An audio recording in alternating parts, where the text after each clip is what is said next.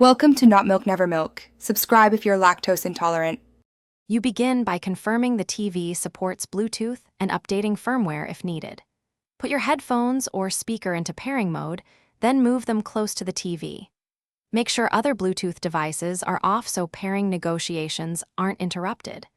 On many TVs, you'll use the remote to open settings, then sound or connections.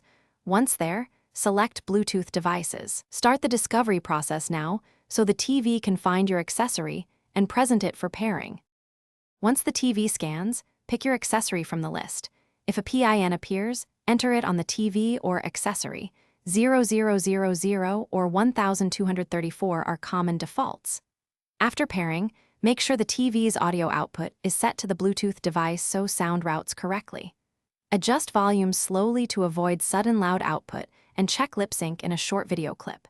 If your TV offers low latency or game mode, enable it for better synchronization. Keep devices within range and free of obstacles. You finish by confirming audio plays from the accessory and testing different apps to ensure consistent behavior. If you want automatic use, set the accessory as default in Bluetooth settings so the TV connects when powered. To switch devices, disconnect and then pair the next accessory. If you encounter no sound or dropped audio, one key troubleshooting step is to restart both the TV and accessory, then repair. This clears temporary Bluetooth stacks and often resolves conflicts quickly. Thanks for watching. If this was helpful, leave a like and consider subscribing. See you next time.